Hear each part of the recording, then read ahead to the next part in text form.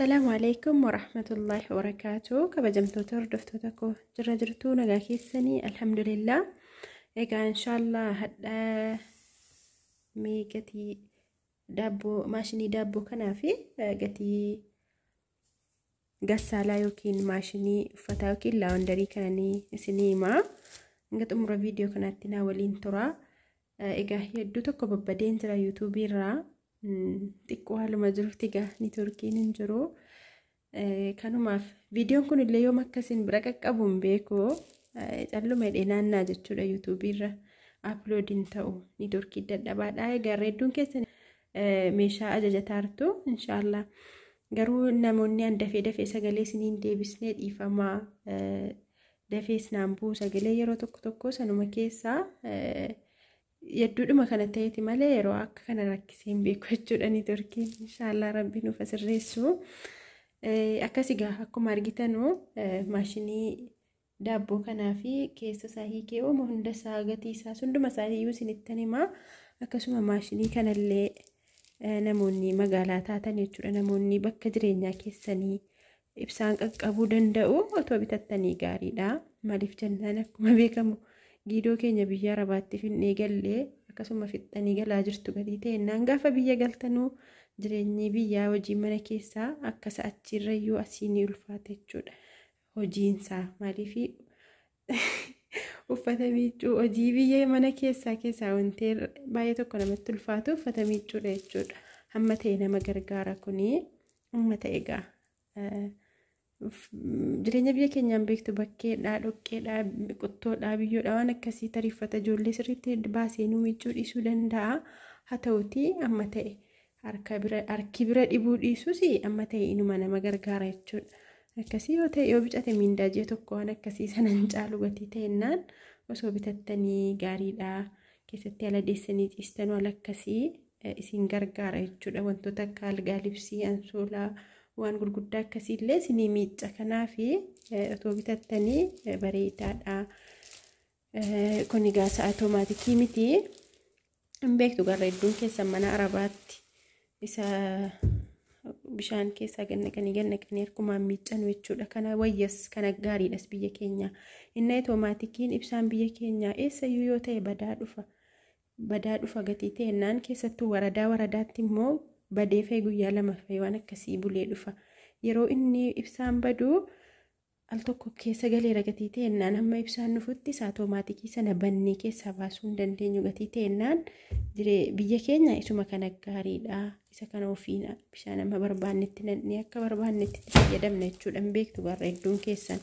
tariitii mana arabaa tokko isaa automaatikii sana jiraachuu danda'a kunoo asitti miiccamaa asitti immoo qorfamee inni asitti immoo cuunfee qilleensaan nuun gogsa jechuudha akkasii bitadhaa akkasuma immoo meeshaan biyya keenyas ta'e biyya kamittuu garaagarummaa qabaa biyyi biraallee waan kwaalitii ta'e yookiin waan aandanyaa hulattanyaa adda baasanii namaaf himuu biyya keenya garuu hatta isa namnillee beeku sobanii kakatanii nama shawwadu jechuudha wama of biraa qaban sanatu bareedaadha jedhu bakka bareedaadha jedhanii nama shawwaduu yaalu kanaaf dirqama beekuu qabna jechuudha yeroo keessatti meeshaa gurguddaa akkanaa binnu wallahi meeshaa obboleetti keenya kana bituudhaaf hedduu tokko irra deemee ol bu'ee gabbu'ee qoradhee maal jedheetaniin bite jechuudha maaliif nama shawwadu naggaadeen biyya keenya kanaaf sirriitti beekuu qabna jechuudha yoo fakkeenyaaf namas bichisiifattan ta'ee isa amma fakkeenyaaf inni kun orbiit jedhama orbiit kun immoo isa bareedaadha irra bareedaan immoo LG kan jedhamudha LG'n suni bareedaadha inni bareedaadha garuu gatiinsaa gatii dachaa isa kana lammanii bita jechuudha gatiin LG kanaaf inni kun immoo omaan jedhu gatiinsaas madaalawaadha leetira 16 leetirri 20 jira baqqidha bakka leetirri 16 kun birriinsaas illee amma kana garaagarummaan qabu 20 fi 16 garuu namti 16 kun ingahaa haa ta'u omaan jedhu akkuma argitan kunoo maanawaalii isaa kanallee dirqama yeroo meeshaa akkanaa bittanu maanawaalii isaa kana keessa jiraachuu qaba jechuudha. Kun akkuma argitanu manuwaaliin isaa kuni irra jiraachuu qaba. Naggaadeen tokko tokko maal godhu kana irraa kaasanii lakkoofsa 3 irraa hambisu jechuudha. Ala qodaa sobanii manuwaalii kan biraa keessa kaanii maal jechuu jedhanu. Kanaaf sirriitti jechuudha yeroo qodaa binnu jalqabatu qodaa tokkoon bitiin waa'ee qodaa sanaa beekuu qabna. Andenyaan isa kamii, hulattenyaan isa kamii jennee adda baasuu qabna. Akkasuma immoo yeroo ammaa kana alhamdulillah teeknooloojiin babal'atee gatii jiru jennaan suuraa kaafamee googliin illee namaaf hima jechuudha qodaan sun oriijinaalii ta'uuf dhiisuusaa. Akkasiin isiniin jedha. Egaa kan maashinii asumarratti isinirraa gabaabsa. Gatiin isaa leetirri isaa abbaa leetira 16ti. Gatiin isaa 34,000 abbaa leetira 16 jechuudha. Kanuma orbiitii kanallee ta'ee lammaffaan isaa jira jechuudha. Akkasii gaa qodaan biyya keenya akkuma isinitti himee hanga sadarkaa sadaffaa hanga sanaa oliillee qaba. Garuu rakkoon biyya keenya haqqii ni manuu akkana jedhanii ni manuu jechuudha. Haqqii isaa sobaniituma birrii jecha kakatu. Isuma andanyaadha jedhu isuma namni beeku kana.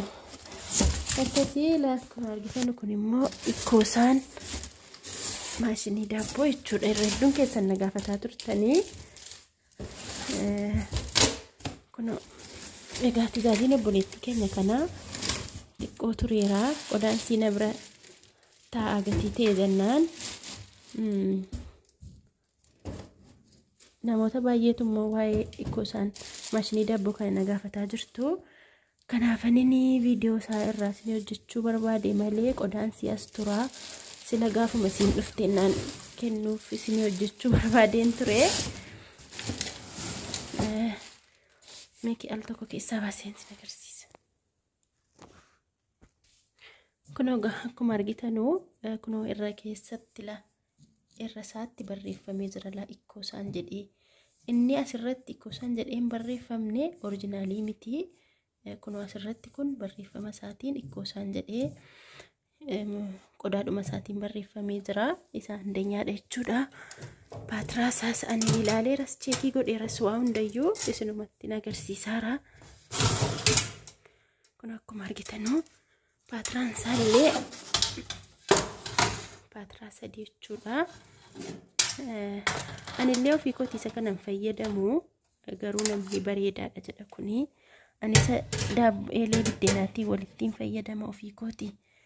Akkasitti kunuunsii kana jala goona wani kaane isa kanatti tolche jechuudha. Yeroo sana bareedaadha, hin bareecha daabboo maashaallah. Akkasii kun baatiraa isaa sagalaffaadha. Baatiraa isa guddaa jechuudha. Kiiloo 3, 4, 5 sin fudhata dhuma lambee kanaan yaadadhu. Kiiloo 4, 3 oliin fudhata laa garuu 3 sirriidhumatti fudhata. Baatiraan kuni akkasii. Inni kun immoo isa bicuudha. As keessatti keekii wantoota garaagaraa kiiloo tokkollee daabboo kiiloo tokkollee itti daffachuu dandeessu sii kana keessatti. Garuu hundinuu immoo dirqama baala jala gochuu qabdu. Yoo baala jala hin goone hin bareedu. Jalas baala gootanii irra keessas baala xiqqeessitaniituma jechuudha. Baala gochuu qabdu jechuudha. Inni kun immoo kiiloo 2 sirriidhumatti fudhata. Kiiloo 2 daabboo kiiloo 2 sirriidhumatti fudhata. Baaddanitti jechuudha. Baatiraan isaa namatti tola. Sadarkaan isaa akkasii kaa maashinii gatii maashinii uffata kana isinitti meeraa gatii laawundarii jechuudha. 34,000 gatiin isaa yeroo ammaa kana jechuudha. Inni kun immoo kana egaa ji'a 2 duran bitee fi ji'a 2 moo ji'a 4 dura dagadheera. Yeroo sana 12,000 nan bite. Amma garuu 13,000 sumuuniin keessaan deebi'u jechuudha. Jabaate la ji'uma tokko moo ji'a 2 keessa birrii 1,000 dabalee jira.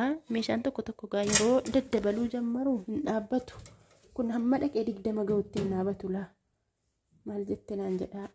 Akkasii namoonni bitachuu barbaadan maatiis ta'ee bichisiifadhaanis immoo ni bituu hin danda'a.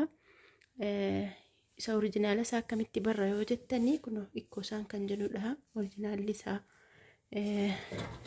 akkan shawwadamne malee maatiillee bichisiifadhaa. Qodaan dabalaa deemaaraa galtanii waan hin oolle tokko bitatanii kaa'uun bareedduudha. Laammoo bulettiin keenya kun 12,000 bitattee garuu ji'a tokko ji'a lama toon gahiin 1,000 dabale. Akkasii hordoftoota koo inshaallah meeshaawwan barbaadan illee ajajadhaa. Ofiifis ta'ee maatiidhaa. Onlaayinii irraa baddeettanii ni sinaatii haaluma jiruu haaluma niitoorkii biyyaa wantootuma garagaraatti viidiyoo hojjechuun dhugaa rabbi yeroo baay'ee namaaf hin mijaa'u. Garuu waasappii irra immoo inuman jira jechuudha. Hordoftoota koo namoonni viidiyoo koo laayikii naa gootanuu baay'ee tokko galatoomaa. Irra hedduun keessanillee linkii kana waliif sheerii gootanii hiriyoota illee wal affeeraattu baay'ee tokko galatoomaa. Jazaakumullahu khairan. Ulfaadhaan siniin jedhaa. Hanga viidiyoo biraatii walitti deebinutti nagaa rabbi keessanaaf turaa. Assalaamu alaykum wa rahmatullahi wa barakaatuh.